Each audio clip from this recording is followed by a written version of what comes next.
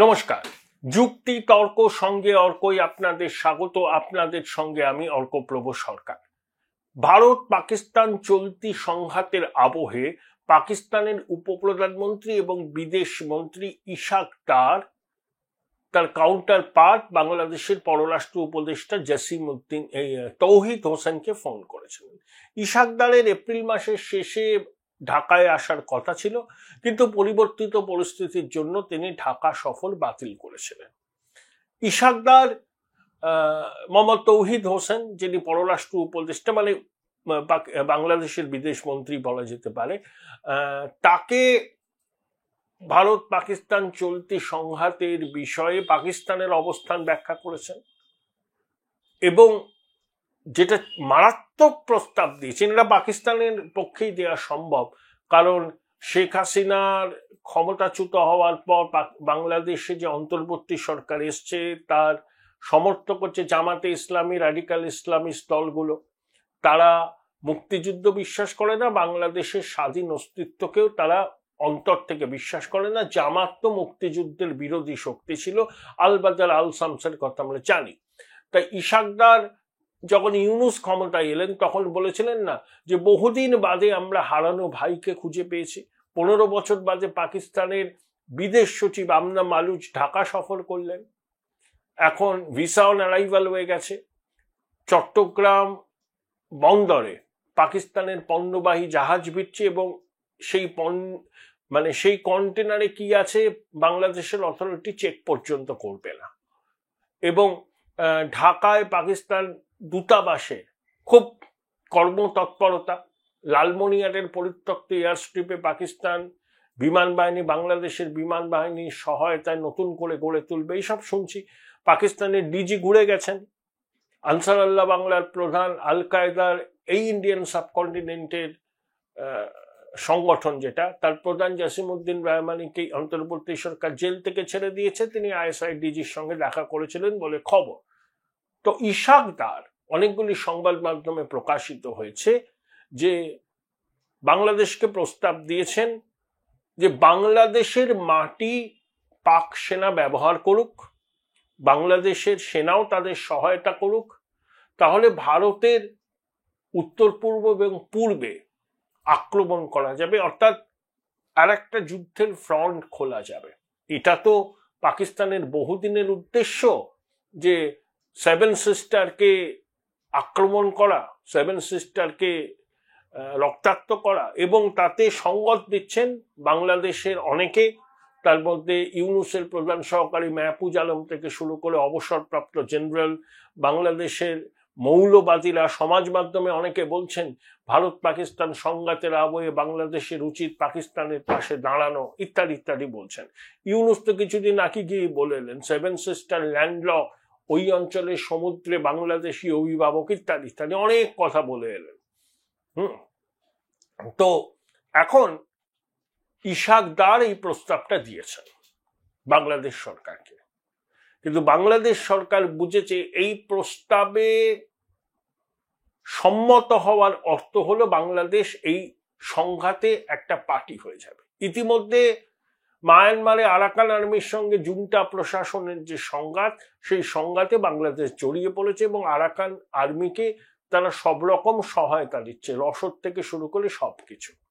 তাহলে আর একটা ফ্রন্ট যদি খোলা হয়, যদি পাকিস্তানের কথা মতো বাংলাদেশের মাটিতে পাক সেনা উপস্থিত হয়ে ভারতের উত্তর পূর্বে অস্থিরতা তৈরি করে এবং বাংলাদেশের সেনাবাহিনী তাতে যদি সহায়তা দেয়, তাহলে এটা প্রমাণিত হতে আর সময় তো লাগবে না, যে সারা বিশ্বের কাছে এটা পরিষ্কার হয়ে যাবে বাংলাদেশ হচ্ছে পাকিস্তানের একটা কলোনি, এবং তখন ভারত আত্মরক্ষার্থে রিটালিয়েট করবে। এবং ভারতের রিটালিয়েট যে কিরকম হতে পারে অপারেশন সিন্দুর সেটা প্রমাণ করে দিয়েছে। তাই বাংলাদেশের অন্তর্বর্তী সরকার এই প্রস্তাবে আপাতত সম্মতি দেয়নি। তারা ওই চেনাপথের পথিক বাঁধাগতের বাচনাদাররা যেরকম কথা বলছেন যে দুটো দেশের উচিত ডিএসকালেট করা, আলাপ আলোচনার মাধ্যমে পরিস্থিতি নিয়ন্ত্রণ করা, কারণ এই সংঘাত ভারতীয় উপমহাদেশের শান্তি সুস্থিতিকে বিঘ্নিত করবে। কিন্তু বাংলাদেশের সমাজ মাধ্যমে খেয়াল করুন, অনেকেই বলছে যে ভারত পাকিস্তান সংঘাতের আবহে পাকিস্তানের পাশে এসে দাঁড়ানো উচিত বাংলাদেশে, এবং বাংলাদেশের সেনাবাহিনীও কেউ এই ক্রান্তিকালে গুরুত্বপূর্ণ ভূমিকা নেওয়া দরকার।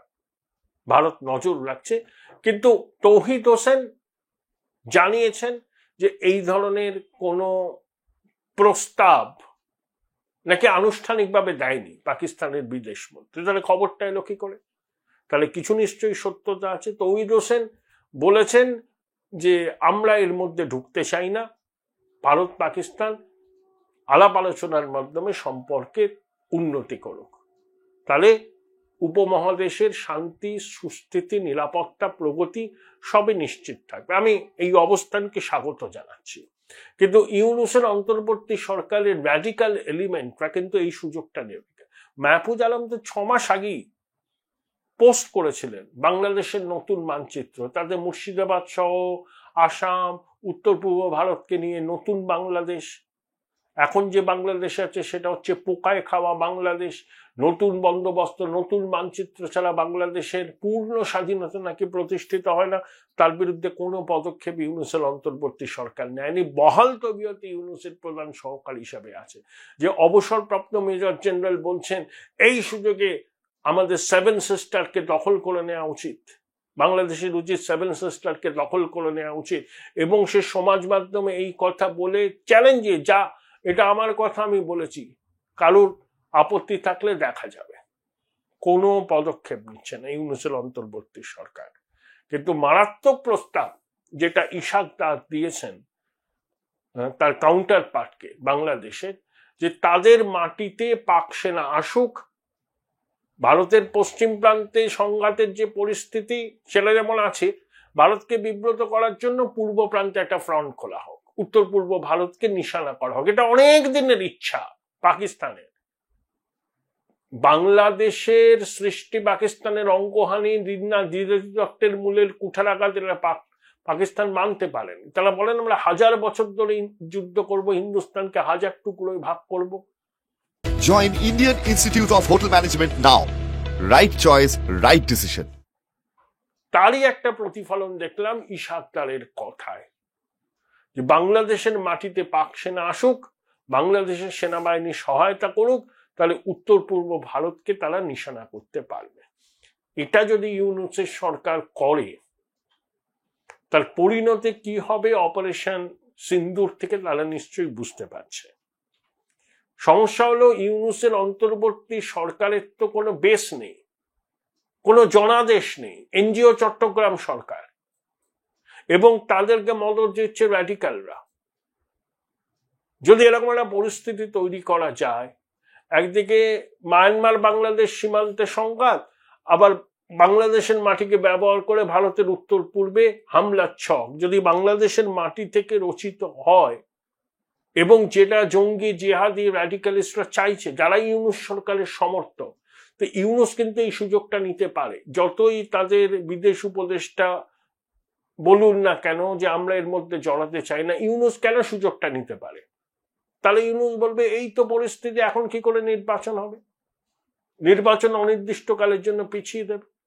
বাংলাদেশের মাটি থেকে যদি নানা রকম কার্যকলাপ হয় এবং সেটা ভারত বিরোধী কার্যকলাপ হয়, তো ভারত তো হাত গুটিয়ে বসে থাকবে না। 140 কোটি মানুষের নিরাপত্তা নিশ্চিত করা ভারত সরকারের দায়িত্ব। তাহলে বাংলাদেশের পরিস্থিতি তখন অন্যরকম হয়ে যাবে, আপৎকালীন পরিস্থিতি হবে। তখন নির্বাচন সম্ভব হবে না। ইউনূস বলবে জাতির সংকট, ঐক্য ঐক্য, ও খুব ঐক্য ঐক্য করে ফোলা ফোলা গাল নিয়ে। হ্যাঁ, বলবে এখন কি করে নির্বাচন, সবাইকে এক হতে হবে, চরম সংকটের মুখে আমাদের অস্তিত্ব। ব্যাস, তখন বাংলাদেশের মানুষ এবং যে রাজনৈতিক দলগুলো নির্বাচনের দাবি করছে তারাও আর করতে পারবে না। ইউনূস এই সুযোগে যমুনায় বসে চর্বচস্য লিচ্ছ পেয় করবে এবং আরো 4-5 বছরও ক্ষমতায় থাকবে। তাই ইউনূস করতে পারে না এমন কিছু নেই ক্ষমতা টিকে থাকার জন্য। যে গ্রামীণ ব্যাংকের ম্যানেজিং ডিরেক্টরের পদ ছাড়তে চায় না, সে প্রধান উপদেষ্টার পদ ছেড়ে দিয়ে নির্বাচন করবে, নানা রকম পন্থী পিকের করবে। ওরই রাজনৈতিক দল জাতীয় নাগরিক পার্টি ছাত্রদের, তারাও নির্বাচন চায় না। তা নির্বাচন চাইছি না সেটাকে এস্টাবলিশ করতে গেলে এমন একটা পরিস্থিতি তৈরি করতে হবে যে বাংলাদেশের সংকট, বাংলাদেশের সার্বভৌমত্ব নিয়ে প্রশ্ন, তাহলে তখন আর কেউ নির্বাচন চাইবে না এবং ইউনূস বহাল তবিয়তে ক্ষমতা ভোগ করবে। এটা কিন্তু ইউনূস চাইছেন। তাই ইশাকদারের প্রস্তাব ওদের পররাষ্ট্র সচিব সম্মত হননি, ঠিক আছে, অ্যাপারেন্টলি ভালো, বুদ্ধিমানের কাজ, কিন্তু আন্তর্জাতিক খ্যাতি সম্পন্ন বাটপার ইউনূস শেষ পর্যন্ত কি খেলা দেখায় সেটা নিয়ে সন্দেহ আছে। না আচারে বিশ্বাস নেই কিন্তু, কারণ এই ক্ষমতালোভী বৃদ্ধ ক্ষমতায় থাকার জন্য যে কোনো ধরনের পন্থা অবলম্বন করতে পারে। বাংলাদেশের 18 কোটি মানুষের স্বার্থ ইউনূসের কাছে একেবারেই বিবেচ্য নয়।